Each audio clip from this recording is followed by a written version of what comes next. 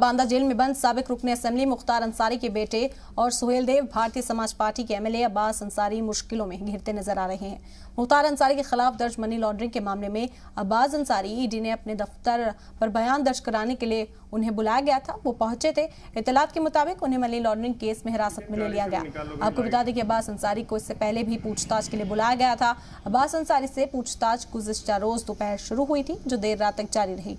इस दौरान अफसरान ने अब्बास और उनके ड्राइवर से कई सवाल किए।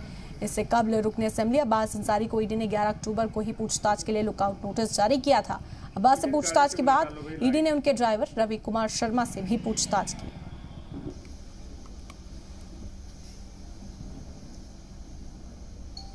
माफिया मुख्तार अंसारी के विधायक बेटे अब्बास अंसारी को ईडी की टीम ने हिरासत में ले लिया और हम इस वक्त प्रयागराज के ईडी दफ्तर के बाहर मौजूद हैं। तस्वीरों के जरिए यहां पर दिखाएंगे कि कल दोपहर करीब 2 बजे ईडी के दफ्तर बयान दर्ज कराने के लिए अब्बास अंसारी पहुंचा था।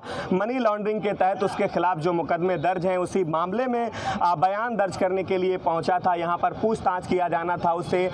उन मामलों में जो आय से अधिक संपत्तियों से जुड़े हैं, तमाम सवालों को लेकर के ईडी की जो टीम है उससे जवाब तलब किया गया, लेकिन ईडी को वो ठोस और संतोषजनक जो जवाब है वो नहीं दे सका, जिसके बाद रात करीब 11 बजे उसको हिरासत में ले लिया गया। और हिरासत में लेने के बाद उसका बाकायदा जो विधिक प्रक्रिया होती है मेडिकल कराने का वो भी कराया गया और उसके बाद दोबारा 1 बजे के आसपास बीती रात उसको फिर से ईडी दफ्तर में ही लाया गया और यहीं पर उसको नज़रबंद कर दिया गया है। और देखा जा सकता है कि यहाँ पर सुरक्षा के लिहाज से तमाम पुलिस फोर्सेज जो हैं वो तैनात हैं। पूरा ईडी का जो दफ्तर है वो छावनी में तब्दील है। एक एक आने जाने वाले लोगों पर निगाह रखी जा रही है। मोहम्मद गुफरान, जी मीडिया, प्रयागराज।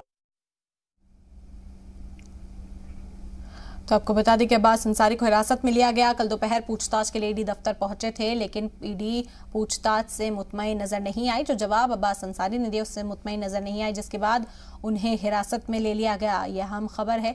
आपको बता दें कई मामले अब्बास अंसारी पर दर्ज हैं, जिसके चलते कार्रवाई उन पर की जा रही थी। मनी लॉन्ड्रिंग का यह मामला जिसमें पूछताछ के लिए उन्हें बुलाया था। इससे पहले भी अब्बास अंसारी के लिए लुकआउट नोटिस एजेंसी जारी कर चुकी है, जिस पर उन्होंने कोर्ट से जमानत भी ली थी। और अब अब्बास अंसारी जब सवालों के जवाब देने के लिए पहुंचे तो 12 घंटे उनसे पूछताछ की गई, लेकिन उसके बाद उन्हें हिरासत में लिया गया।